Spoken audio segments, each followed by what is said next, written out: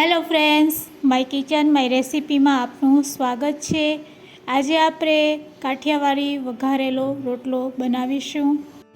જો આ રીતે તમે રોટલો વઘારશો તો ખાતી વખતે 100% ઓછો પડશે। તો બધી ટ્રીક અને ટિપ્સ સાથે આજે આપણે વઘારેલ રોટલો બનાવીશું।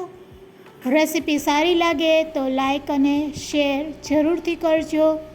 અને જો તમે મારી ચેનલ ઉપર નવા હોય અને મારી ચેનલને હજુ સબસ્ક્રાઈબ ન કરેલ હોય તો અત્યારે જ સબસ્ક્રાઈબ કરી બાજુનું બેલ બટન દબાવવાનું ભૂલશો નહીં, જેથી કરીને તમને મારા નવા વિડીયોનું નોટિફિકેશન મળતું રહે।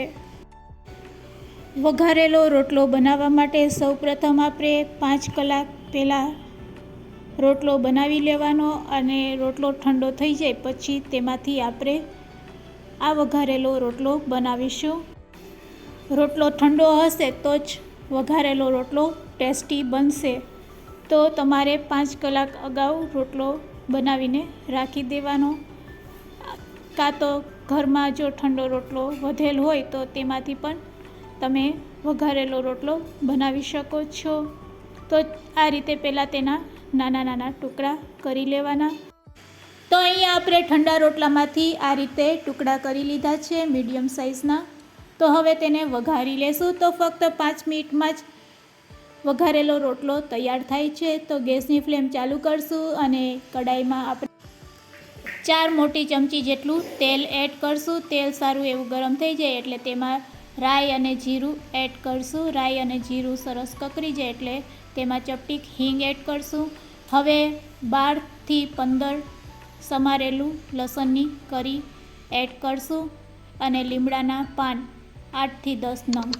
અહીંયા લસણ નાખવું ખૂબ જ જરૂરી છે, કારણ કે આપણો રોટલો છે એ ઠંડો છે અને લસણથી આ વઘારેલ રોટલો ખૂબ જ ટેસ્ટી લાગે છે। તો હવે આપણે સમારેલી મીડિયમ સાઇઝની ડુંગળી અને સમારેલું લીલું મરચું એડ કરી દઈશું અને તેને આ રીતે તેલમાં સાતરી લેશું। થોડીક વાર માટે તેને આ રીતે મીડિયમ ફ્લેમ ઉપર સાતરી લેશું। તો અહીંયા બધી વસ્તુ સરસ સતરાઈ ગઈ છે। તો હવે તેમાં આપણે મસાલા એડ કરીશું। તો અડધી ચમચી જેટલું લાલ મરચું પાવડર, હળદર અને અડધી ચમચી ધાણા જીરું પાવડર, સાથે સાથે સ્વાદ અનુસાર આપણે મીઠું એડ કરી દઈશું। મસાલા એડ કર્યા પછી તેને આ રીતે મિક્સ કરી લેશું ચમચાથી અને હવે 1 ગ્લાસ જેટલી આપણે ખાટી છાશ એડ કરશું। તમારી પાસે ખાટી છાશ હોય તો તેનો જ ઉપયોગ કરવો। ખાટી છાશથી આ વઘાર રોટલો ખૂબ જ સરસ લાગે છે। તો છાશ એડ કર્યા પછી હવે ગેસની ફ્લેમ આપણે હાઈ કરી દઈશું। આ રીતે છાશ થોડીક ઉકળવા લાગે એટલે તેમાં આપણે રોટલાના બટકા કરેલ છે તે એડ કરી દઈશું અને આ રીતે એડ કર્યા પછી તેને આ રીતે ચમચાથી મિક્સ કરી લેશું। હવે ગેસની ફ્લેમ આપણે લો કરી દઈશું અને ફક્ત 2 મિનિટ માટે તેને ચડવા દેશું। તો રોટલો નાખ્યા પછી ફક્ત 2 મિનિટમાં જ આપણું શાક બનીને રેડી થાય છે। તો અહીંયા આપણું શાક રેડી છે। હવે તેમાં આપણે કાશ્મીરી લાલ મરચું અડધી ચમચી અને ગરમ મસાલો એડ કરી દઈશું। તો લાલ મરચું પાવડર એડ કરવાથી વઘારેલ રોટલાનો કલર ખૂબ જ સરસ લાગે છે।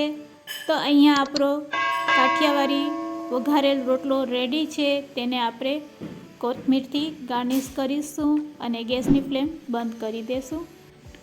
ગરમ ગરમ વઘારેલ રોટલાને આપણે સર્વિંગ બોલમાં લઈ લેશું અને તેને ગરમ ગરમ જ સર્વ કરીશું। ગરમા ગરમ વઘારેલો આ રોટલો ખાવામાં ખૂબ જ ટેસ્ટી લાગે છે।